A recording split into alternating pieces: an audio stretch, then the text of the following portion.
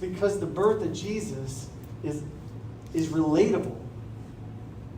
The birth of Jesus is not only reliable, the birth of Jesus is also relatable.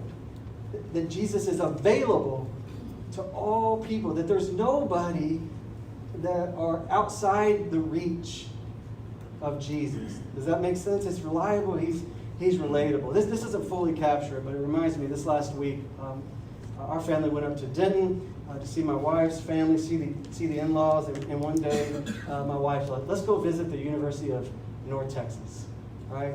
And that's where I graduated from, Kaka. So we take the family, we're walking around the University of North Texas, and sure enough, we walked up to the spot where I first asked my now wife out on a date.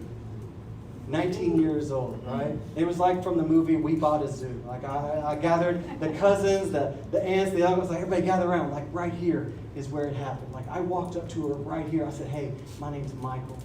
She's like, hey, I'm Holly. And I'm like, would you? Like, and I'm like, I'm ready for my kids to like cry. And I'm just like, Tucker Kennedy, like right here. Your life started right here. Like this is where. And my son's just like, oh, that's awesome, and like punches me in the gut. It wasn't quite as sentimental moment as I thought it was going to be, but it was still cool for us, right? But can you imagine when I walked up to Holly, it was many, many moons ago, if I walked up to 19-year-old Holly and I was like Nostradamus, and I didn't just say, hey, Holly, my name's Michael, do you want to go on a date? But I said, hey, Holly, my name's Michael, do you want to get married? And you want to have a life together, and you want to make babies together, and let's have 2 kids, a boy and a girl, and she'll be blonde hair and blue eyes, and he'll be redheaded so that they kind of look like us, but they don't. And I think I'll become like a pastor one day, and which will make you like a pastor's wife. And not only that, but like let's start a church out of our living room, and let's do it all in Austin. Who's with me, right? Can you imagine? Now, we know how the story ends, and so we all know it's a good deal. It's a good deal, right? But can you imagine how fast she would have ran? Right? Right? If you're single here this morning, just a tip, like don't do that. Don't. Don't. Sometimes I'll see single guys do that, like drive around, like baby, that'll be our house one day. This will be the name of our kids. Don't do that. Live in reality. Like just read your Bible. See if you can read your Bible today. Like apologize today. Like just do that. Don't get all grandiose about it. Like just keep it simple, right? But that's a little bit of what it's like in Luke chapter 2. Can you imagine like how just fearful it would have been if Jesus comes in all his glory? Right, at the incarnation. Not like glory, even in the life of Jesus, like walking on water, healing people, teaching really cool things. But I mean like glory, like one day Jesus returns, new heavens, new earth. I mean, can you imagine it if that's how Luke 2 started? I mean, we would have run. We would have vaporized. We wouldn't have been able to grasp it, and so he knows that. And so what he does is he comes as the most non-threatening presentation that we could imagine. The most vulnerable presentation that we can imagine. He comes as an infant. In the most simple of contexts, in a manger.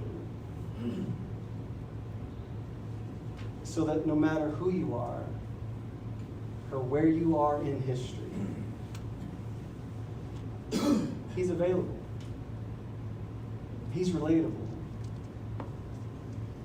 Do you know there's no other faith system like that in the world?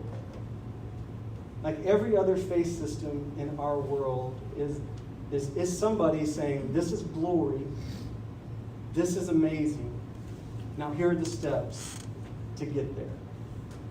That's every other faith system. Buddhism. That's the primary message of Buddhism. This is nirvana.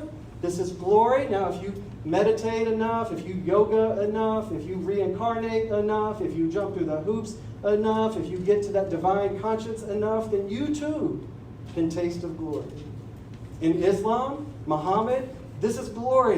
And if you pray enough, if you read the Quran enough, if you obey the Quran enough, then you too can be glorious. That's the message of every faith system. Jehovah's Witness, Mormons, Latter-day Saints, it's all like, this is glorious. Now here's the steps of getting there. Even if you're sitting there this morning and you're like, that's right, that's why I think all that religious stuff is stupid. Like, don't deceive yourself. Secularism is the same thing.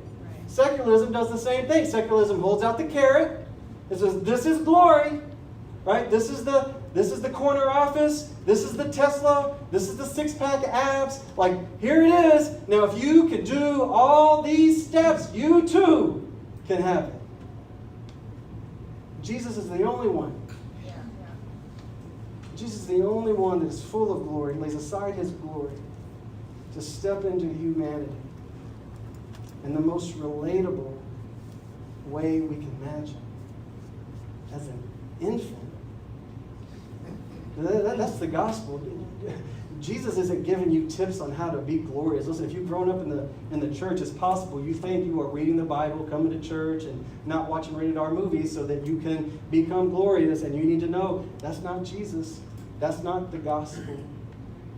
And the gospel is that he makes you glorious. He gives you his glory. That's right. He comes into the most simple, humble, darkest places of this world that we could imagine to make his glory available to all who call on his name. And you got to know, coming off of Thanksgiving, you got to know there's dark places in your heart. No doubt over this holiday, you saw dark places of your heart come to the surface. It's called sin, right? Be it gluttony or greed or selfishness or bitterness or anger or gossip or slander. Like, no doubt, we all saw moments of that. And in no way does Jesus say, well, you better clean that up. You better hide it. You better medicate it. You better block it out. You better not think about it. You better do more to get rid of it. He says, no. I know your dark places. And he's born into it and he puts it to death at the cross and he conquers it in the resurrection so that all who call on his name are made holy. That's why we celebrate Christmas.